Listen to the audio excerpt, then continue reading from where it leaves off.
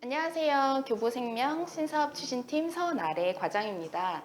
저희 교보생명 신사업 추진팀은 보험뿐 아니라 보험 외의 모든 영역에서 신사업을 발굴하고 추진하기 위해서 신설된 조직입니다.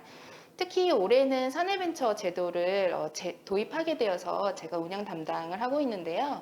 그 외에 우수 스타트업 분들 그리고 VC 분들을 만나 뵙고 저희가 전략적 투자 혹은 교보생명과 협업할 수 있는 부분이 없는지 열심히 찾고 있습니다. 오늘 이 자리에 와주신 두 대표님 분들 포함해서 여러 좋은 스타트업 분들과 좋은 인연 맺고 싶습니다. 그럼 Q&A 세션 진행에 앞서서 두 분 대표님들 모셨는데요. 소개 부탁드리도록 하겠습니다.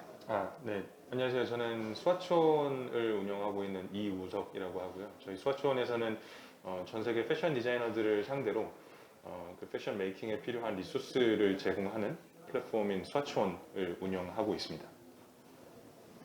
네, 안녕하세요. 딜리셔스 대표 정석이라고 하고요. 네, 저희는 신상마켓이라고 하는 패션 B2B 사업자분들을 돕는 플랫폼과 풀프린트 사업을 영위하고 있습니다. 반갑습니다. 앞서서 두 분께서 이미 챗 세션을 가지셨어요. 네, 저도 약간 뒤에서 살짝 들었는데 너무 그 전문가 분들의 토크여가지고 저처럼 패션을 전혀 알지 못하는 분들은 조금 다 이해하기는 어려웠던 것 같아요. 그래서 저처럼 초보자 분들에게 조금 회사를 조금 소개해 주시면 좋을 것 같습니다. 네. 저희 이제 수아촌에서 하는 거는 이제 좀 간단하게 생각을 해보면은 우리 패션 디자이너들이 어떤 일종의 크리에이터잖아요. 네, 근데 네, 이제 네. 그 크리에이터가 이제 자기의 이제 디자인을 그리고 이제 뭐 최종적으로는 옷을 만들기 위해서 이제 여러 가지 재료들이 필요한데 요리할 때 이제 재료가 필요한 것처럼. 근데 이제 패션 쪽에서 이제 크리에이팅 하는데 가장 중요하고 이제 필요한 재료는 당연히 이제 원단이 되겠죠. 그래서 원단이 거의 이제 뭐 모든 리소스의 이제 90%를 이제 차지를 하는 것 같고 나머지 10%가 이제 보통 뭐 안감이나 이제 혹은 뭐 지퍼, 뭐 버튼 이런 이제 우리가 부자재라고 부르는 것들이 있는데 근데 이 중에서 이제 원단은 좀 차지하고 있는 의미가 되게 강해요. 그러니까 왜냐면은 그 원단 그 자체도 이제 하나의 아트라고 이제 생각되기도 하거든요. 그러니까 이제 뭐 되게 새로운 종류의 이제 뭐 원단이 이제 시장에 나타난다든지, 혹은 이제 새로운 색깔이 이제 시장에 나타난다든지 하는 거에 따라서 이제 그 원단 자체가 이제 디자이너한테 어떤 이제 그 인스피레이션을 이제 불어넣기도 하고, 이제 디자이너들이 뭐 보통은 우리가 이제 뭐 어떤 옷을 만들어야지 하고 이제 스케치를 해놓고 이제 거기에 맞춰서 원단을 찾을 수도 있겠지만 점점 이제 뭐 큰 브랜드가 아니라 이제 좀 중소한 브랜드가 될수록 보통은 이제 원단을 먼저 이제 셀렉팅을 이제 그 무드보드에 맞춰서, 그러니까 그 이번 이제 컬렉션에서 이제 추구하고자 하는 방향에 맞춰서 이제 원단을 먼저 셀렉팅을 해놓고 이제 거기에 맞춰서 이제 그 디자인을 하고, 이런 경우도 굉장히 많아요. 그러니까 이제 순서가 생각보다 이제 반대인 경우도 많고. 네, 네. 그러다 보니까 이제 뭐 원단이라는 것 자체가 이제 굉장히 그 패션 아트에 있어서는 이제 굉장히 중요한 리소스인데도 불구하고, 이제 그 원단의 뭐 유통 체계라든지, 그리고 이제 뭐 이제 시장에 이제 어떤 원단들이 존재하고 있는지 이제 좀 데이터베이스화된 이제 검색 가능한 이제 그 데이터베이스라든지 이런 거는 좀 IT 솔루션의 도입이 이제 패션 안에서도 이제 굉장히 좀 느린 축에 속했어요. 그래서 저희가 이제 해결하고자 했던 부분이 이제 바로 이 부분이었어요. 그래서 이제 뭐 앞서서 이제 뭐 이제 그 뒷부분, 그러니까 이제 뭐 옷이 만들어지고 이제 그 이후에 이제 이 옷이 이제 소매업자에게 뭐 이제 그 B2C로 뭐 이제 잘 전달이 되는 부분들은 이제 그 뭐 특히 이제 그 딜리셔스 장우선 대표님 같은 이제 회사에서 잘 해결해주고 계신데, 이제 그 뒷단에 있는 이제 이 원단을 어떻게 이제 디자이너들에게 잘 이제 프레젠트하고 이제 검색 가능하게 할 것인가 하는 부분은 좀 이제 해결이 안 된 부분이 많이 있어서, 네. 저희가 이제 그 수아촌이라는 플랫폼을 통해서 시장에 존재하는 원단을 이제 DB화하고 이제 그거를 검색할 수 있게 하고, 그리고 이제 되게 심리스하게 구매할 수 있는 그런 플랫폼을 만든 게 이제 저희가 하고 있는 일입니다. 네, 네, 네. 감사합니다. 딜리셔스 대표님. 네, 뭐 일단 수아촌 대표님이 되게 가치 있는 일 해주셔서 사실은 그런 분들이 계시고 그런 경쟁력이 있기 때문에 동대문 도매 시장 클러스터가 잘 형성이 된 것 같고요. 일단 시장마켓이라는 플랫폼은 8년 전에 시작이 되었어요. 그러니까 시장마켓이 어떤 시절을 먼저 말씀을 드리면, 일단 도매분들은 동대문의 인근에 다 이제 매장을 갖고 사업을 영위하고 계시죠. 새로운 옷들은 계속 생산이 되고 있고요. 이제 그걸 판매하시는 소매분들은 이제 직접 동대문 시장에 오셔야지만 옷을 보실 수가 있는 거예요. 네. 옷을 보실 수가 있고, 이제 전국 각 지방에서 새벽에 올라오셔서 도매 시장은 밤에 열리다 보니까 그렇죠. 자판이 바뀌어 있죠. 왜냐하면 소매분들은 낮에 이제 사업을 하셔야 되니까 보통 네. 밤에 열리거든요. 그래서 밤에 오셔서 매장들을 쭉 돌아다니시면서 이제 옷을 보시고 구매를 하시고 뭐 샘플 구매 혹은 이제 실제 구매자분들에게 보낼 옷을 구매를 하시는 거죠. 그래서 그런 형태로 하고 다시 각 지방에 내려가셔서 또 사업을 하시고 이제 이런 형태가 거의 메인이었고요. 네. 아주 과거 얘기이긴 하지만요. 그러니까 결국 어떻게 보면은 시간과 공간과 물리적인 제약이 너무 컸던 거예요. 그러니까 도매분들 입장에서도 더 많은 기회가 이제 만약에 온라인으로 간다라고 하면 있으실 텐데 그런 점들이 되게 좀 아쉬움이 많으셨을 걸로 생각을 했고요. 그래서 맨 처음에는 정보 플랫폼으로 시작을 했어요. 그래서 도매분들이 이제 많은 상품들을 만드시는데 상품은 이제 저희 플랫폼에 등록을 하시면 소매분들이 오셔서 이제 저희 플랫폼에서 상품들을 보시는 거죠. 그리고 매장을 알리고 상품을 알릴 수 있는 되게 새로운 기회가 생겼고 시간이나 물리적인 공간이나 뭐 제약이 거의 없는 형태잖아요, 플랫폼은.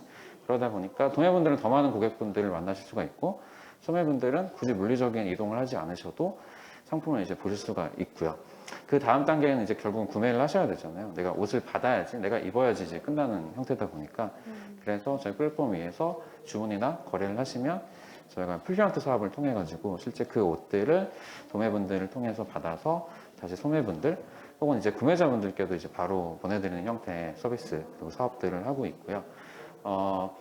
궁극적으로는 저희는 이 도매 소매분들께서 되게 많은 활동들을 하고 계신데 이제 어떤 활동은 가치를 창출하는 활동인데 어떤 활동들은 되게 힘들고 어렵고 근데 반드시 필요한 활동들이거든요.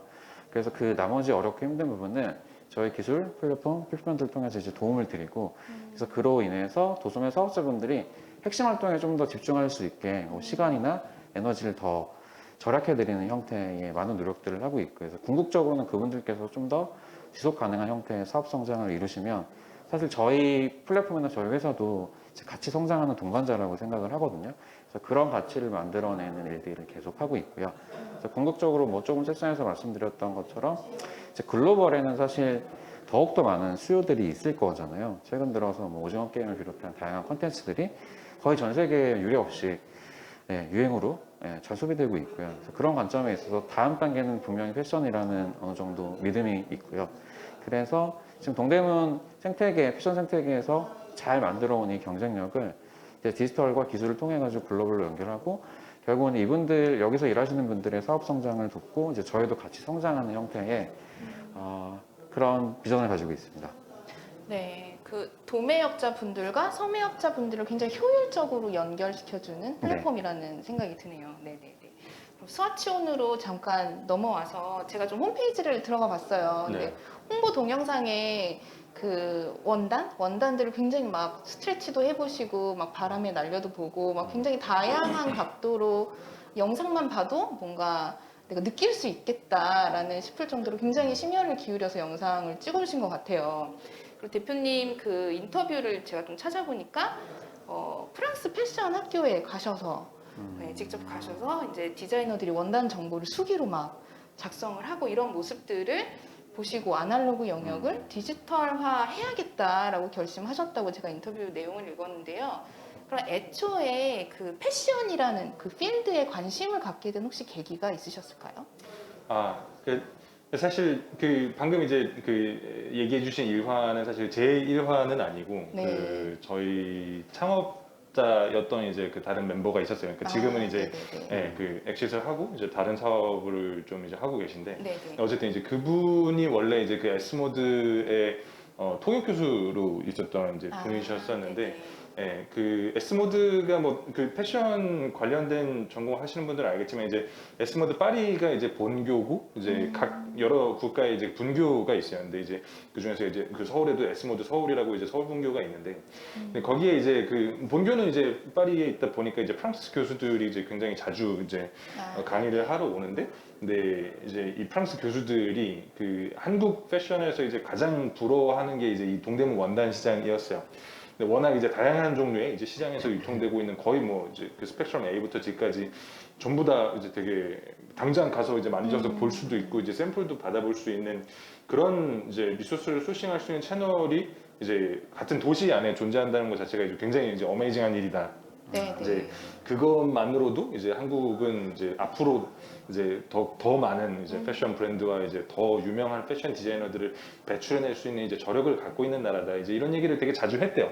근데 이제 그 얘기를 들었던 이제 그 에스머드 통역 교수였던 이제 그 저희 창업자분 그 이제 오민지 창업자님 이 이제 그 친구가 이제 그 얘기를 듣고 나서 그렇다면은 이제 이 동대문 이제 그 원단 생태계를 이제 우리나라 이제 디자이너들만 쓸 게 아니라 이제 유럽에 있는 또 이제 뭐 미국에 있는 이제 디자이너들도 사용할 수 있게 우리가 이제 좀 액세스할 수 있는 채널을 제공하면 이제 되게 좋은 사업이 될 것 같다. 이제라고 생각을 해서 이제 저와 그리고 이제 그 저희 공동 대표인 이제 정현미 대표한테 이제 이 얘기를 이제 전달을 해줬어요. 그래서 이제 셋이서 같이 이제 뭐 이제 상황을 좀 살펴보고 이제 실제로 뭐 여러 가지 이제 좀 마켓 리서치를 해보니까 당장 기술을 이제 도입했을 때 아주 적정한 수준의 기술만으로도 이제 상당한 양의 이제 혁신을 만들어낼 수 있는 시장이라는 이제 확신이 들어서 예, 그렇게 해서 이제 이 시장에 뛰어들게 됐어요. 사실 이제 저의 입장에서는 뭐 그 전까지만 해도 이제 뭐 패션이라는 영역에 대해서 뭐 아주 좀 큰 관심을 갖고 이제 지켜보고 있었거나 이제 뭐 어떤 인사이트가 있었거나 이제 한 거는 아니었고요.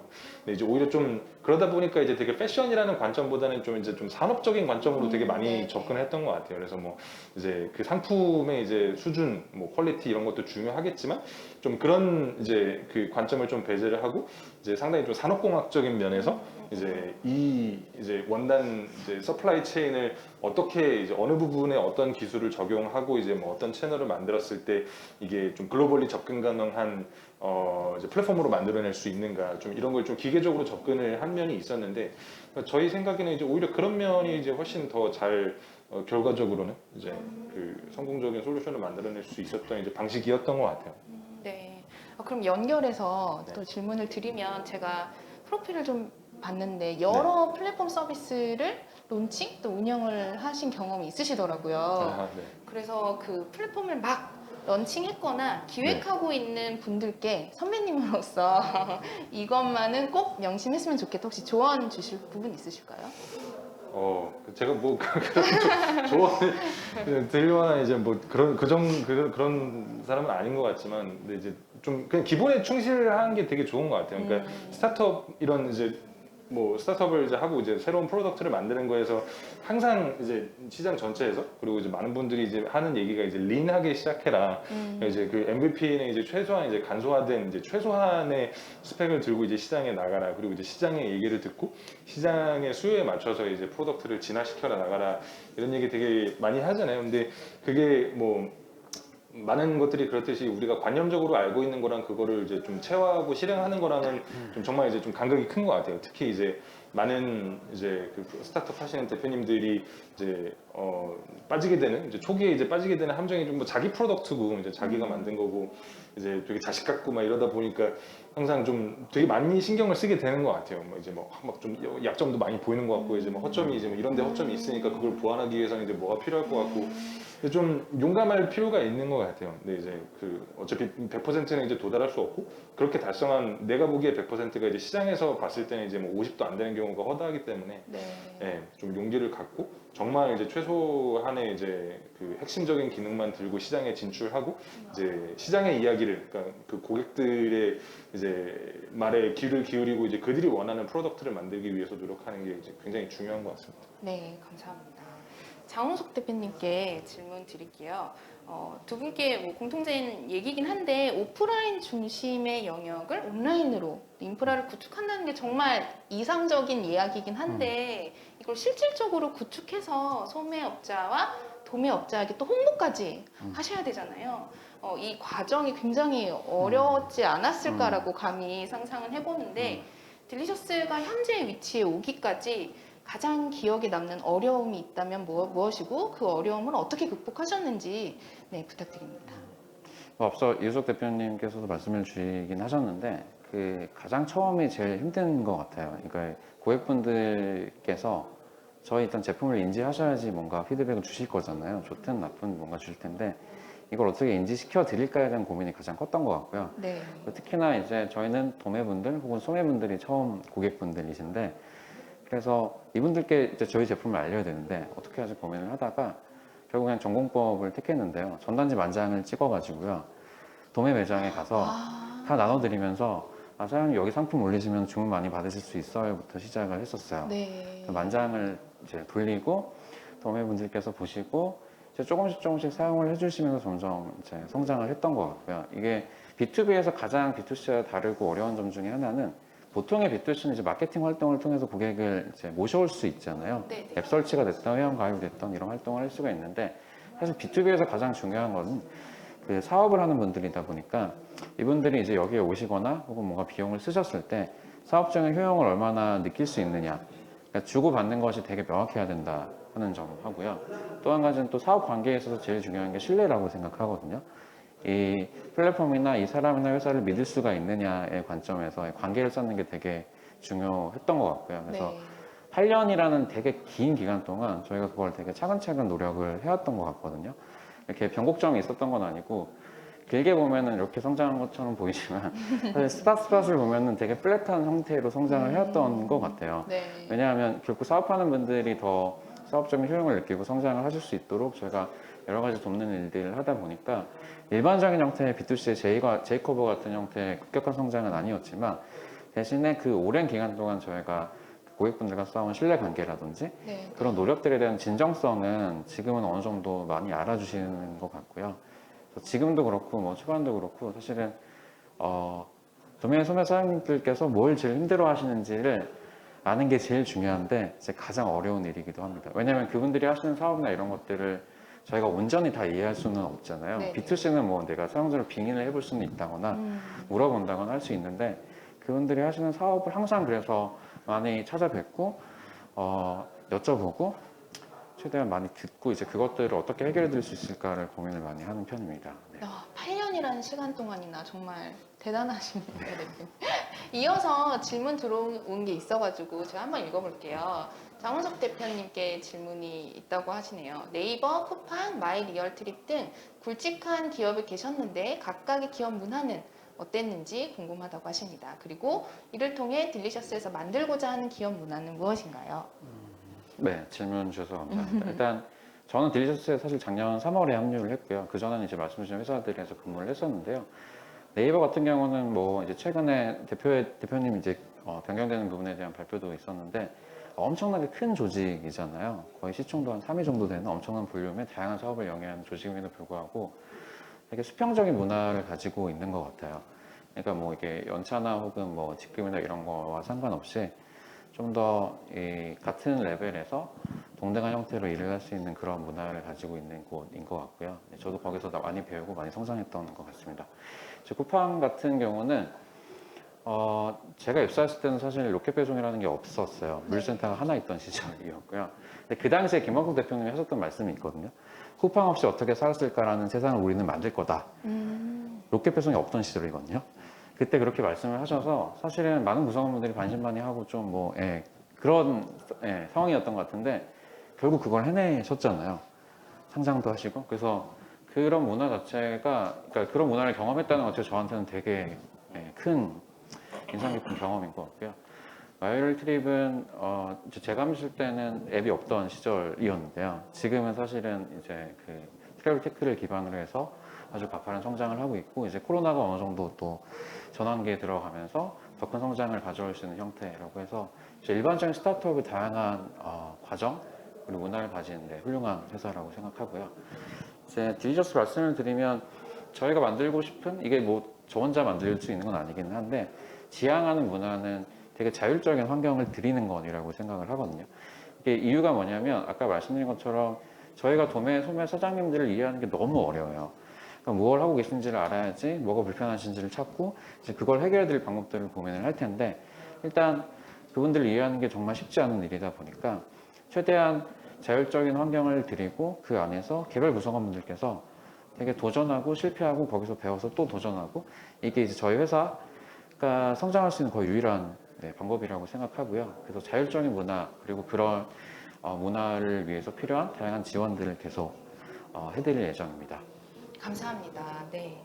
오늘 그 이우석 대표님, 장훈석 대표님 참여해 주셔서 너무 감사드리고 네, 빠른 시일 내에 또 뵐 수 있었으면 좋겠습니다. 네. 고생하셨습니다. 감사합니다. 감사합니다.